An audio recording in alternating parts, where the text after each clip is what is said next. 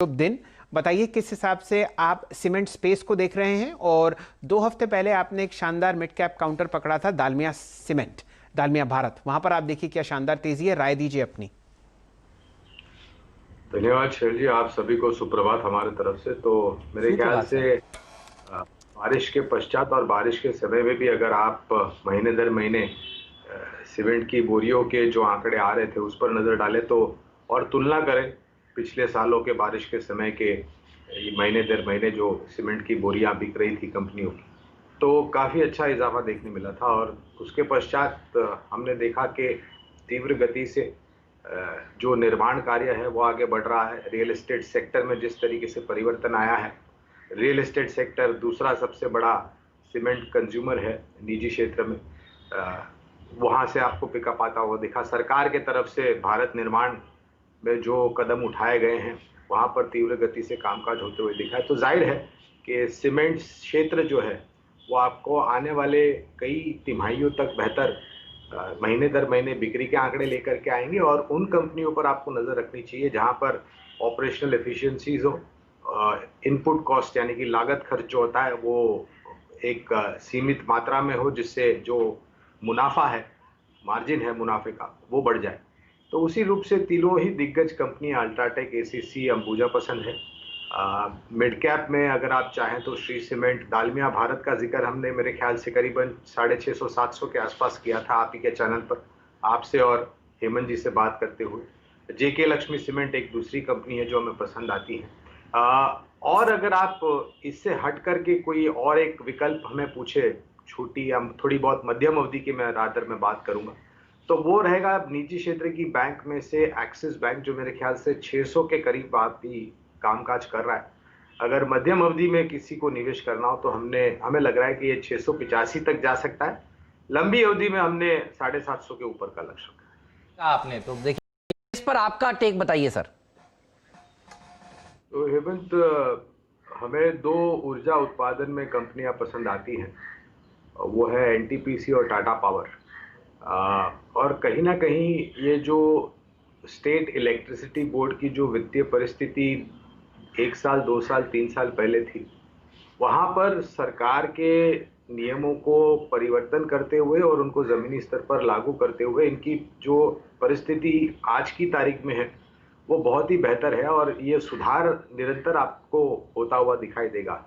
और जिस तरीके से बकाया जो बाकी है स्टेट इलेक्ट्रिसिटी बोर्ड को ऊर्जा उत्पादन वाली कंपनियों को देने के लिए, उसमें तीव्र गति से परिवर्तन होगा। तो हमें लग रहा है कि अगर आपको ऊर्जा उत्पादन में देखना हो तो एनटीपीसी और टाटा पावर, ये दो बेहतर विकल्प हैं। टाटा पावर और एनटी। शुभ दिन आपको। कैसे देख रहे हैं आज के इस फॉल को? आप तो बड़े खुश होंगे कि बड़े बड़े बढ़िया बढ़िया स्टॉक्स आपको फिर से खरीदने के लिए मिलेंगे। टॉप कन्विक्शन आइडिया बताइए, ऐसे मार्केट में कौन सा होगा? बहुत बहुत धन्यवाद हेमंत आपका। तो खुशी तो होती है क्योंकि बाजार में माल सस्ता लेने मिलता है, और अक्सर हम यही कवायद करते हैं कि मायूस नहीं होना चाहिए बाजार में करेक्शन देख के। और लाजमी है, निरंतर आप ऊपर जा रहे हैं उसका ये मतलब नहीं कि हर दिन आपको 150 पॉइंट निफ्टी ऊपर दिखे या फिर 500-600 पॉइंट सेंसेक्स दिखे। जरूरी है बाजार में करेक्शन आना, और वही हम देख रहे हैं। और उस लिहाज से अगर आप हमें पूछे तो मौका बनता है। अभी मेरे ख्याल से गावा जी ने पिडिलाइट का जिक्र किया, तो उसी क्षेत्र से यानी कि स्पेशलिटी केमिकल से जुड़ी हुई एक कंपनी है। निरंतर पिछले काफी समय से अच्छे नतीजों के आधार पर इसके शेयर के दाम जो है वो हर हफ्ते हर महीने नए शिखर पर पहुंच रहे हैं। कंपनी का नाम है पीआई इंडस्ट्रीज। और जो दूसरी तिमाही के नतीजे हमने देखे हेमंत, उसके आधार पर जो विश्लेषण हमने किया है और जो सोच विचार या फिर एक तर्क हमने निकाला है लक्ष्यांक को लेकर के, तो वो बनता है करीबन 2950 का। और मुझे पूरा यकीन है हेमंत कि अगर हमारी उम्मीद से बेहतर नतीजे आते हैं, जो कि आएंगे, तो ये जो लक्ष्य है हम इसको ऊपर की तरफ और लेके जाएंगे। ये इन्वेस्टमेंट के लिहाज से आपको क्या बढ़िया लगता है पीएसयूज में?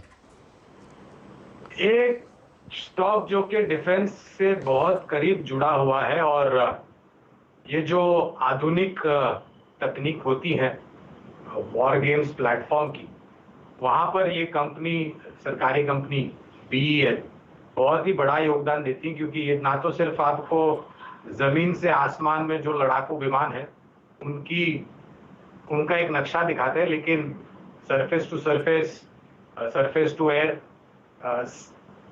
मॉडर्न डे वॉरफेयर टेक्नोलॉजी की रडार सिस्टम, सेंसर्स वगैरह बनाती है। और ये कंपनी मेरे ख्याल से आने वाले हाल ही में मेरे ख्याल से हमारे चैनल पर, आवाज पर इन्होंने टिप्पणी दी थी, करीबन 15,000 करोड़ के ऑर्डर इनके पास ऑलरेडी हैं और आने वाले समय में और भी ऑर्डर मिलेंगे, क्योंकि वो जो एक सूची जाहिर की थी सरकार ने, प्रतिबंध लगाया था इंपोर्ट लिस्ट को लेकर के, डिफेंस सिस्टम एप्लीकेशंस को लेकर के, और भी यहाँ पर जुड़ने वाले, जिसके कारण BEL को बहुत बड़ा फायदा हो सकता है जहां तक ऑर्डर इनपुट्स का सवाल है। तो मुझे BEL बहुत पसंद आता है हेमंत, और मैं तो मानता हूं कि ये 120-25 के आसपास थोड़ा बहुत रुक जाएगा, क्योंकि कुछ कठिनाई होगी, सप्लाई आ सकता है BEL में, लेकिन लंबी अवधि के लिए 145-165 तक के लक्ष्य हमारे BEL बहुत कहने में थोड़ा सा तकल्लुफ होती है भाई, बुरा ना मान जाए गौरांग सर, बताइए सर। आप हमारे बहुत ही अजीज और करीब के मित्र हैं हेमंत, आप, शैल जी और सभी माननीय हस्तियां जो पैनल पर हैं, सभी हमारे बहुत ही अच्छे मित्र हैं। आप लोगों की बातों का बुरा हमें कतई नहीं लगता, लेकिन मुझे ये डर लगता है कि कहीं हमारे जो दर्शक है उनको कोई गैर समझ न हो जाए। तो एक विकल्प जो धातु क्षेत्र से मुझे लग रहा है, अगर टाटा स्टील के अलावा, और आज मेरे ख्याल से करीबन 8 या 10 रुपए ऊपर की चाल चल रहा है, वो है JSW स्टील।